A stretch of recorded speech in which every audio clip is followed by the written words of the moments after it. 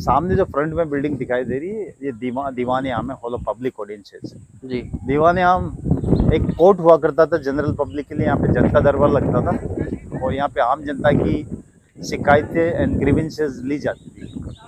तो दीवाने आम का जो लाल किला जब इनोग्रेट किया शाहजहां ने 1648 में, तो वो आगरा से यहाँ पे चल के आया और उसने दीवाने आम में आम जनता के साथ में मीटिंग करी।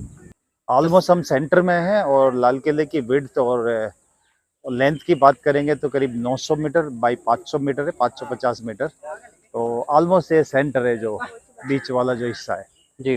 दीवाने आम के बीच में कोर्टयार्ड, ये गार्डन बाद में डेवलप किया है। यहाँ पे किसी जमाने में कोर्टयार्ड हुआ करता था जहाँ पे जनरल पब्लिक या आम जनता यहाँ पे इकट्ठी होती थी जब भी जनता का दरबार लगता था। ऊपर जो छतरी की बात करेंगे हम, दीवाने आम के कोने पे जो छतरी बनी हुई है, जी। These are taken from the Rajput architecture. तो ये छतरियाँ जो कंसेप्ट है, छतरी बनाने का कंसेप्ट है, ये हिंदू आर्किटेक्चर या राजपूत आर्किटेक्चर से एडोप्ट किया हुआ है। छज्जे के नीचे बहुत सारे रिंग्स है जो कि पर्दे टांगने के लिए काम में लिए जाते थे। दीवाने आम पे खड़े हुए अभी राइट नाउ हम लोग। दीवाने आम का एक्चुअली में बेसिकली कंसेप्ट जो है अकबर के टाइम से आया है। तो अकबर ने दीवाने आम एंड दीवाने खास बनाया, hall of public audiences, hall of private audiences. तो दीवाने आम में आम जनता की या आम पब्लिक की शिकायतें या कंप्लेंट्स ली जाती थी। जी। तो यहाँ पे पेटिशंस ली जाती थी। दीवाने आम के स्ट्रक्चर की हम लोग बात करेंगे तो ये बहुत सिमेट्रिकल बिल्डिंग है, खूबसूरत बिल्डिंग है। यहाँ पे 3 कॉरिडोर है और करीब 9 आर्चेज है। सारे जो मेहराब है वो एन ग्रेड आर्चेज हम लोग इनको कहते हैं।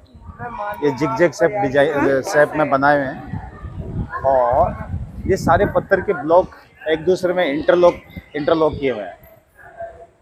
कॉलम में जनरली जो पिलर्स या कॉलम्स है वो 4 हिस्सों में बनाया हुआ है। तो ये पहले बेस है, इसके ऊपर साफ्ट है, साफ्ट के ऊपर एक छोटा कैपिटल है एडजॉइनिंग, और उसके ऊपर जो कैपिटल है वो 4 आर्म्स है इसके अंदर, और वो 4 आर्म्स 4 साइड को सपोर्ट कर रही है।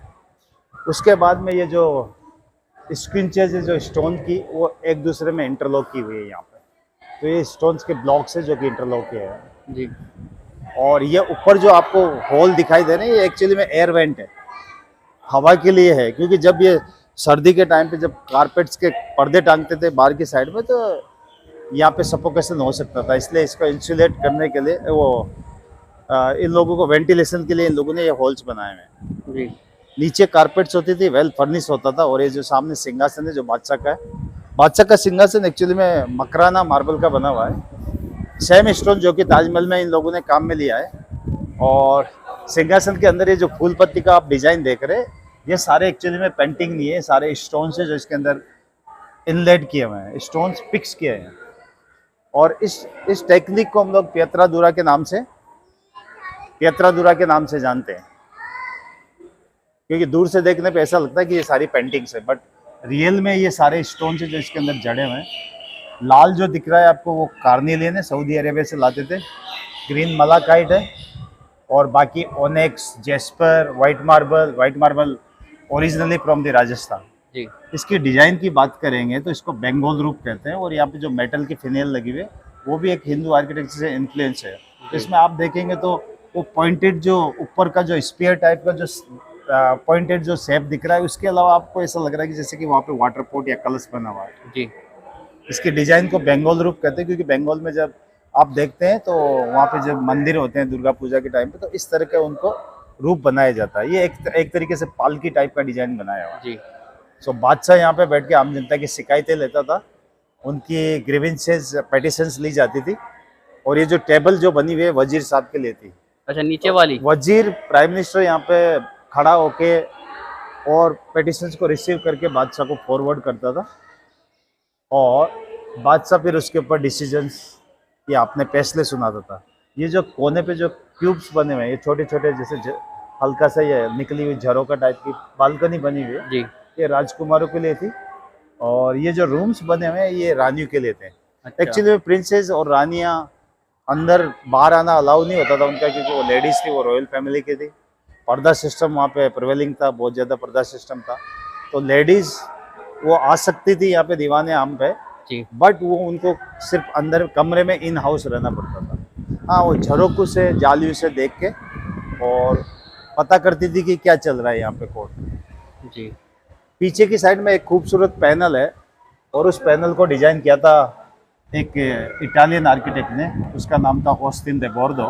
जी तो इवन 1700 में एक इटालियन आर्किटेक्ट यहाँ पे आया था और उसने ये पैनल और सिंहासन को डिजाइन किया था। तो ये जो सारे जो स्टोन्स है, ये सारे स्टोन्स इसके अंदर काट काट के मार्बल को कार्विंग कर कर के जड़े हुए हैं और इसको हम लोग इंग्लिश में इनलेबल कहते हैं। इसका जो टेक्निकल टर्म है इटालियन में, उसको पिएत्रादुरा के नाम से जानते हैं। पिएत्रादुरा का लिटरली मीनिंग होता है हार्ड स्टोन। जी तो जो पीछे पैनल है उसके अंदर 200 बर्ड्स की पिक्चर है और एक ग्रीक देवता की फोटो यहाँ पे बनी हुई है।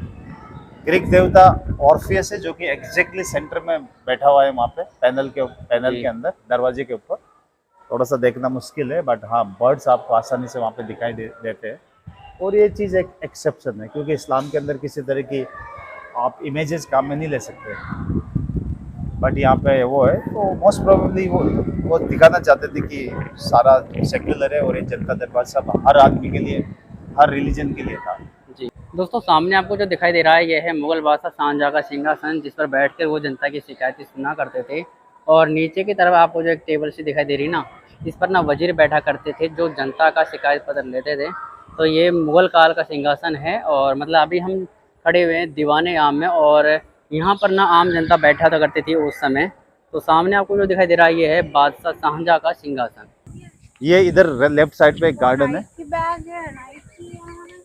एक्चुअली में यहाँ पे ओरिजिनली एक मेहताब बाग हुआ करता था, मेहताब बाग मूनलाइट गार्डन। यहाँ पे अभी भी कुछ रिमेन्स है सेंटर में, जो वो दिख रहा है, जो वाटर चैनल का रिमेन्स वहाँ पे दिखाई दे रहा है। एक्चुअली में मुगल गार्डन का पैटर्न होता है कि हमेशा ये 4 स्क्वायर सेक्शन में बगीचा बनाते हैं जिसको बराबर बराबर सिमेट्रिकल पैटर्न में काटा जाता है। और अंग्रेजों को लगा यहाँ पे बहुत सारे वो है, क्या कहते हैं, धन दौलत छुपी हुई है मुगलों की। तो जब वो लोग 1857 में आ गए यहाँ पे, उन लोगों ने जब लाल किले को कैप्चर कर लिया तो उन लोगों ने सारा गार्डन को डिस्ट्रॉय कर दिया। जी इसलिए सिर्फ गार्डन के आपको रिमेन्स दिखाई दे रहे हैं, बट मेहताब बाग में बाकी कुछ ऐसा कुछ खास बचा नहीं है अभी राइट नाउ। जी